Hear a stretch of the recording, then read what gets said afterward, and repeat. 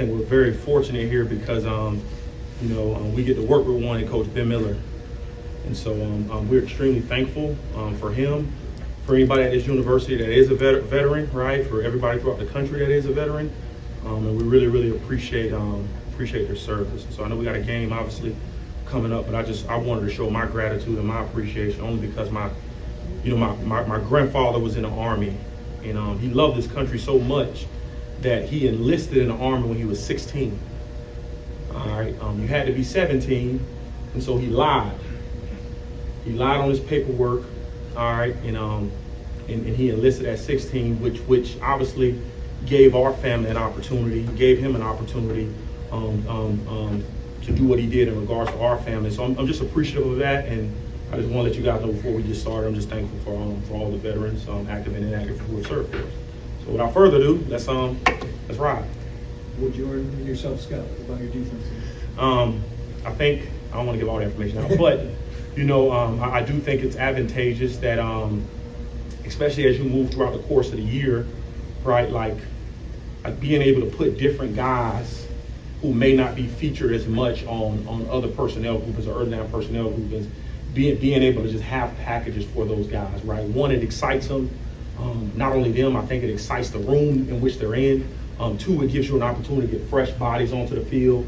And three, right, it gives you an opportunity, you talk about building a program, right? Oftentimes that can come with some younger players or players who haven't played as much, and that can catapult them into moving forward as we move throughout the rest in the course of the season.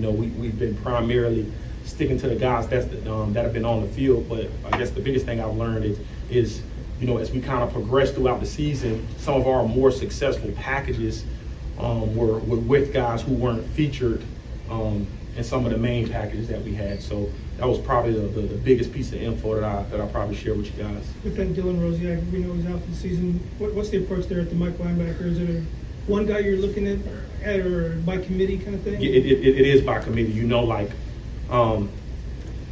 Dylan Rosiak is a very exceptional player. He solves a lot of problems via play call and his ability, right? And so I think anytime you suffer a loss in this capacity with your signal caller and your star Mike backer, it almost has to be by committee. But we got a lot of trust in the guys who were around him and behind him. I think Coach Archie McDaniel has done a phenomenal job in prepping every last one of those guys, right, for their opportunity, right? Ryan Mead has kind of been an unsung hero, right? He's probably played his best brand of football since he's been here, and so obviously with Rosie going down, right, we got Cruz. Cruz has been in there flying around doing some great things for us. You saw Malachi Hood, right, play a significant amount of snaps. You saw Kaneno Odeluga, right, get in the game and get a sack. And so I think it's been by committee all year. It's just Rosie's been such a staple only because he's had a lot of career starts, and he's obviously a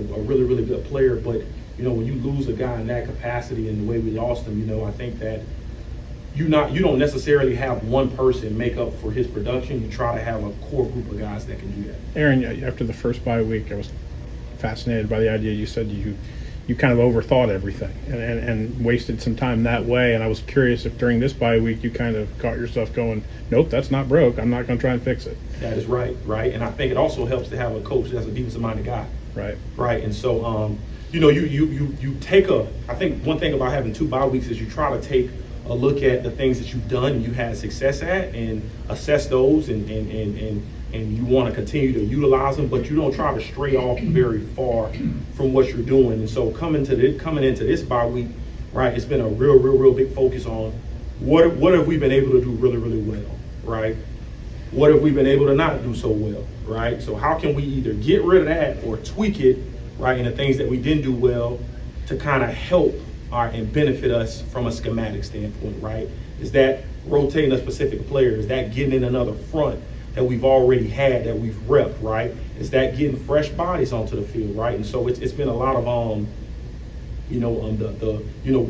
we actually work more during the bye week than we do during game weeks, to be honest with you, right? Because we spend a lot more time in the building just trying to crack those codes and figure out like what's wrong. And I'm so thankful because I got a guy by the name of Myers Hendrickson, who's an offensive minded guy who's able to give me that intel and info, right, that being an offensive-minded guy, like this is how they've been attacking us. This is something that could benefit us, and here's a result of it. And so I do think it's been a very, very productive bye week, and I think at this point the guys are just ready to play. What do you identify as some of the struggles getting off the field on third down? Yeah, I think due in large part, right, is I think some guys have made some tremendous plays, right?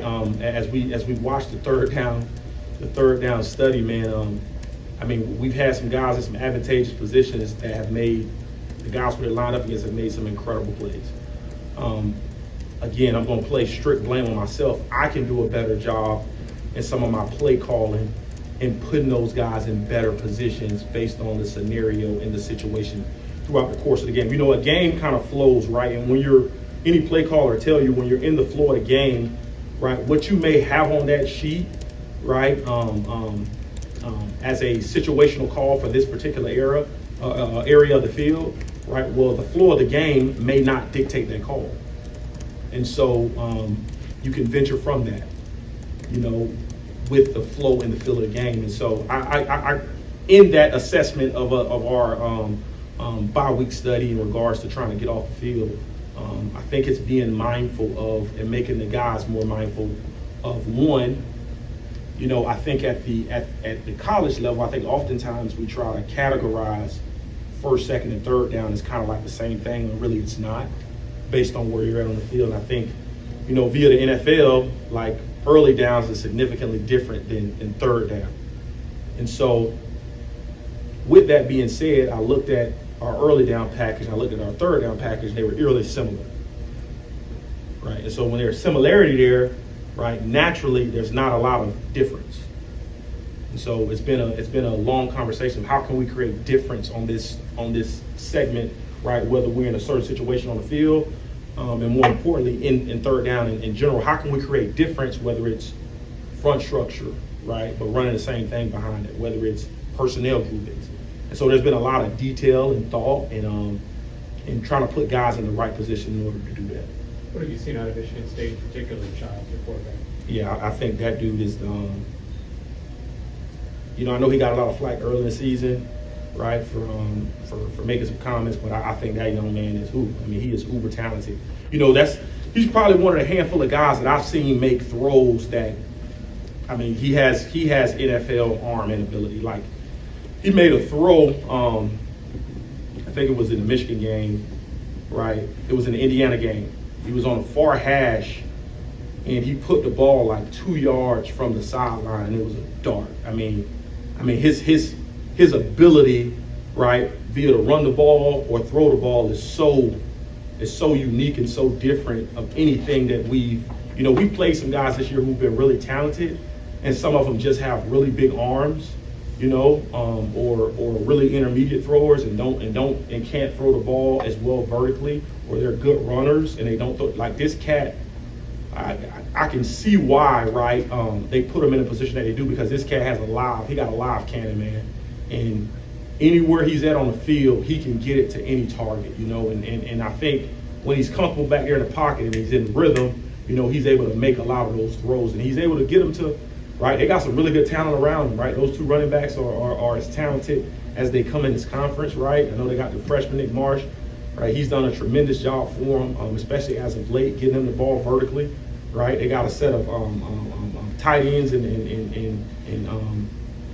obviously the O-linemen, right? They do a tremendous job in the run game and trying to stretch the ball vertically. You know, it's obviously going to create a tremendous challenge, but I do think that they want to play Big Ten football, right? Like they're not trying to hide, right, what they're trying to do, which I love and I respect that so much, because it's like, this is what we're doing, right? Stop us.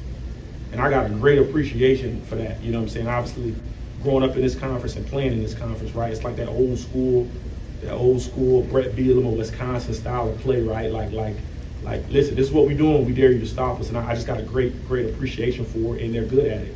You know, and they play great defense and they do a good job playing complementary football, which puts them in advantageous positions on offense, right? And they got an overall good team, but I think that quarterback is a key piece to making them go. Jaheim came in and played some good ball, hit some good plays.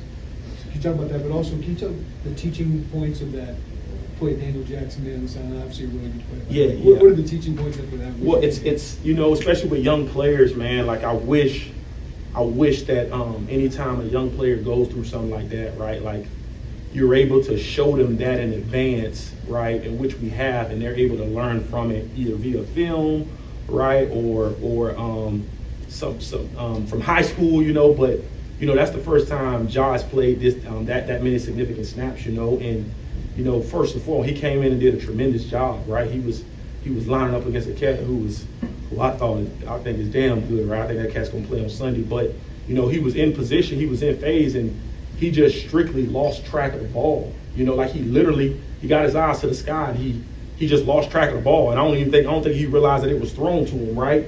And so it was a great teaching moment for us because, you know, in the meeting the next day, right? Like I think anytime you line up as a DB, right? I think you always have to have the mindset, the ball is coming to me, especially versus a type caliber receiver that Daniel Jackson was, or is, I'm sorry. And so I guess the teaching moment from that is you have to expect it, right? Even if it doesn't come, you have to expect it, right? And they had shown even like to slow down during routes and still catch the ball. And so it was really, really good. You know, I think 2 years ago, right, Xavier Scott was in that situation versus Purdue, right? And just like Xavier, he was heartbroken at the end of the game, right? And so Josh's going to be a tremendous player. He's super, super talented. And those kind of moments, although we don't want them as coaches, right, they only propel a young man, right? Because I know he learned from it, right? I'm sure he learned from it, right? Because I was able to give him some correction. Coach Parker was able to give him some correction, but he came in and did some good stuff for us, and we're excited about his opportunity moving ahead. What This is the goes last into one, your yeah. decision-making process when it comes to bringing pressure as opposed to not putting guys on an island in coverage? Is that a tough decision for you? Yeah, 100%. Again, it's based on the flow of the game. It's based on tendencies. It's based on where they're at on the field, right? It's based on who you have in the game. You know, it's just it's kind of funny because like I think we've conditioned our players, especially our secondary. If you were to ask them, hey man, what's your favorite coverage to play? 9 out of 10 of them would say 0. Like that's just how they operate, right? Because that's how we've conditioned them, right? So we don't want them to be afraid of one-on-one coverage with or without safety help, right? And so me as a play caller, right? Well, what is that based on? That's based on like where are they at on the field, right? It's the quarterback in rhythm. How do I get them out of rhythm, right? What's the personnel grouping, right? So a lot of those things kind of come into play, and I think, you know, especially as you move up and down the field where they're at, you have a pretty good feel for it. But just like every other play caller, they change their tendencies, right? And so you have to be able to change with those tendencies, right? They were, you know, ironically enough, when John had that ball caught on him, you know, in the first half, Minnesota on 2nd and long, they had been running the ball. Like they were primarily running. Well, in the first half. In the second half, on 2nd and long, they started throwing it. Right? Specifically, they start throwing it vertical, which is like not normal on get back on track. It's typically, right, try to get half, right, some sort of screen game, right? Well, they had been chunking that thing down the field, right? So I had to make an adjustment, right? And my adjustment to that was I like man-to-man coverage. You know, he lost track of the ball, but with that, it's a cat and mouse game, and you try to base on it on the field of the game and the floor of the game, and you hope that you give your players an opportunity as the game progresses, right, to understand the route concepts or the runs that they're getting, you know. All right, thanks, Coach.